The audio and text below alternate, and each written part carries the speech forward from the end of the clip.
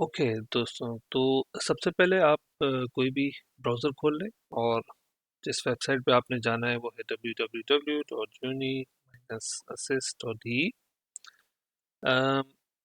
ये website German में है, तो यहाँ से आप इसकी लैंग्वेज इंग्लिश में कर लें और फिर आप क्लिक करें माई असिस्ट। उसके बाद आप जाएं लॉगिन पे। अब चूंकि पहली बार आप इस वेबसाइट पे आए हैं, तो आपने अपना अकाउंट क्रिएट करना है और आप अकाउंट क्रिएट करने के लिए आप क्लिक करेंगे क्रिएट न्यू अकाउंट। और ये बड़ा सिंपल प्रोसीजर है। आपने यहाँ कोई भी अपनी ईमेल देनी है, उस ईमेल को दोबारा एंटर करना है, पासवर्ड सिलेक्ट करना है, री एंटर द पासवर्ड यहाँ क्लिक करके आप इस बटन को क्लिक कर दें क्रिएट न्यू अकाउंट। आपको एक ईमेल रिसीव होगी, जो एंटर आपने यहाँ पे ईमेल एंटर किया है वहाँ पे आपको एक ईमेल आएगी, उसमें एक वैलिडेशन लिंक होगा। उस वैलिडेशन लिंक को आप क्लिक करेंगे। जब आप उस वैलिडेशन लिंक को क्लिक करेंगे तो आपका अकाउंट वैलिडेट हो जाएगा।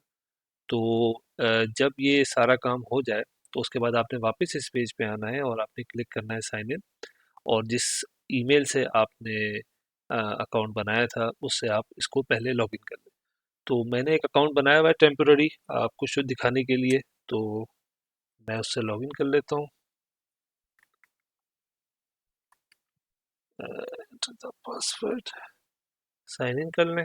अच्छा देखिए, जैसे ही आप लॉगिन करेंगे तो पहले ये आपसे कहेगा कि आप अपनी जो भी इंफॉर्मेशन है, पर्सनल इंफॉर्मेशन या दूसरी कहाँ आपकी सिटीजनशिप क्या है, आपका एड्रेस क्या है, ये इंफॉर्मेशन पहले आपने फिल आउट करनी है अपने प्रोफाइल में। ये बहुत इंपॉर्टेंट है। तो आपने एक एक करके ये 4 स्टेप हैं, ये 4 बहुत छोटे-छोटे फॉर्म है, इसमें ज़्यादा वक़्त नहीं लगेगा। आप इसको फिल आउट कर लें ताकि और ये इन्फॉर्मेशन आप अपने प्रोफाइल में इसको आप सेव कर लें।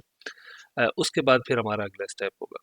तो अब इसको फिल आउट करें। इसमें बहुत सिंपल है, gender, first name, last name, आपकी date of birth, place of birth, citizenship आपकी कौन-सी है, आप पाकिस्तान है, इंडिया है या किसी और ममालिक से आप हैं। अ, और बस फिर आपने ये 2 ऑप्शन नहीं है, I am not a citizen of any country, ये आपने सेलेक्ट नहीं करना है। और दूसरा, अगर आप एज़ अ रेफ्यूजी आए जर्मनी में तो आपने ये सेलेक्ट करना है, अदरवाइज़ ये ऑप्शन भी आपके लिए नहीं है। और फिर आपने कंटिन्यू दबा देना है।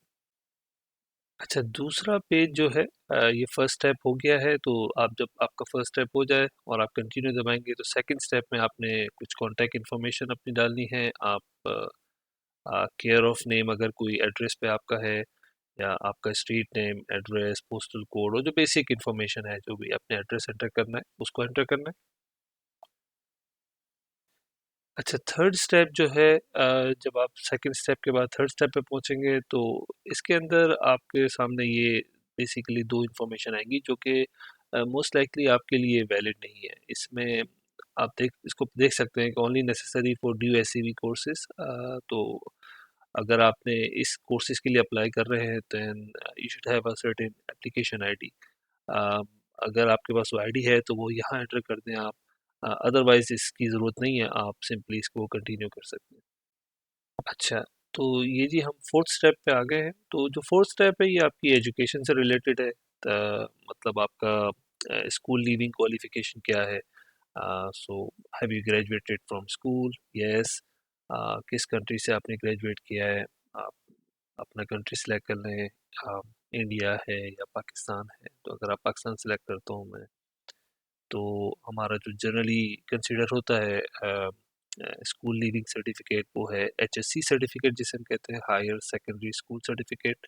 तो देखें, ये जैसे ही आपने पाकिस्तान सेलेक्ट किया उसका कोरिस्पॉन्डिंग स्कूल लीविंग सर्टिफिकेट आ गया। तो होपफुली जो लोग भी अप्लाई कर रहे हैं बैचलर्स के लिए, मास्टर्स के लिए, उनके पास ये सर्टिफिकेट ज़रूर होगा, तो ये आप सेलेक्ट कर लें। अम, अगला एक ऑप्शन है, have you pass the Feststellungsprüfung at a student Kolleg. ये इसके बारे में हम फिर किसी वीडियो में बात करेंगे कि ये क्या चीज़ है, ये प्रूफुंग क्या है। प्रूफुंग मतलब एग्ज़ाम, और ये स्टूडेंट कोलेग क्या चीज़ है, ये कब करना ज़रूरी होता है, किस कंडीशन में, किस तरह की एप्लीकेशन के लिए, इसके बारे में बाद में बात करेंगे। तो अभी फॉर द मोमेंट मैं सेलेक्ट कर देता हूँ no. After graduating from school, have you completed or will you soon complete a first degree program at least 3 years? ये मतलब अगर वो लोग जो मास्टर्स के लिए आना चाह रहे हैं तो वो किसी न किसी फॉर्म में ग्रेजुएशन कर चुके हैं, उसके बाद मास्टर्स के लिए आ रहे हैं, या इवन बैचलर के लिए दोबारा अप्लाई करते हैं जर्मनी में, और अगर आपने वहाँ पाकिस्तान में कोई डिग्री प्रोग्राम किया हुआ है तो आप इसको यस सेलेक्ट कर दें। वो लोग जो जिन्होंने एचएससी किया है, मतलब 12th तक पढ़ा है और यहाँ पे एक बैचलर प्रोग्राम के लिए एडमिशन लेना चाहते हैं, तो वो इसको नो सेलेक्ट करेंगे। तो फॉर द टाइम बिंग मैं इसको यस सेलेक्ट करता हूँ। तो आपने एंटर करना है कि आपने वो जो डिग्री प्रोग्राम किया है वो कहाँ से किया है, तो आप अपना कंट्री सेलेक्ट कर लें। मैं इस केस में पाकिस्तान सेलेक्ट कर रहा हूँ। आप पाकिस्तान सेलेक्ट करेंगे तो तमाम जो पाकिस्तान की यूनिवर्सिटीज़ हैं उसकी लिस्ट आ जाएगी। सिमिलरली अगर आप कोई और मुल्क सेलेक्ट करते हैं तो उससे रिलेटेड जो भी रजिस्टर्ड यूनिवर्सिटीज़ हैं यूनिएसएस के डाटाबेस में वो आ जाएंगी।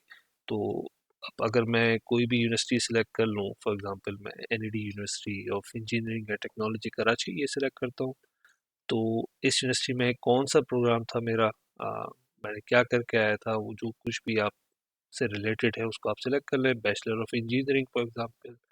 और जैसे कि हम यहाँ सेलेक्ट कर लेते हैं कोई भी electrical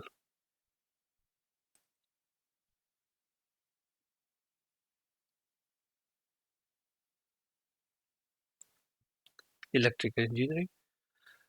test AS, do you want to enter test AS information? For the moment इसको आप नो करें। uh, ये इंफॉर्मेशन आपको अभी डालने की ज़रूरत नहीं है एट दिस पॉइंट, तो इसको आप नो सिलेक्ट रखें। अच्छा, ये जो पासवर्ड यहाँ आपने एंटर करना है वो अपनी प्रोफाइल का एंटर करना है, जो आपने अपने लॉगिन का सिलेक्ट किया था पासवर्ड।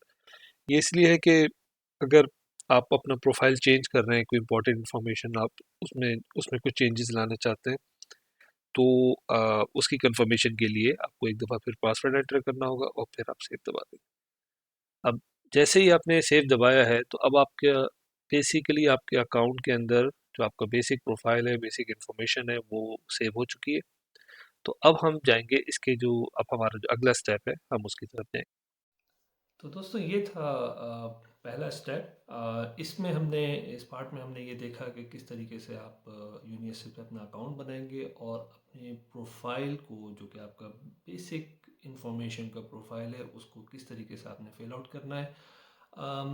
ये पहला स्टेप है, सिंपल है, लेकिन बहरहाल ये बहुत ज़रूरी स्टेप है। अब नेक्स्ट पार्ट में हम देखेंगे किस तरीके से जो हमारे सिलेक्टेड प्रोग्राम्स हैं उस प्रोग्राम्स को हमने कैसे ढूंढना है और कैसे सिलेक्ट करके अपने प्रोफाइल के साथ अटैच करना है, ताकि फाइनली हम उस अपनी एप्लीकेशन को कंप्लीट कर सकें। तो ये चीज़ आप नेक्स्ट पार्ट में देखेंगे। So over to the next part.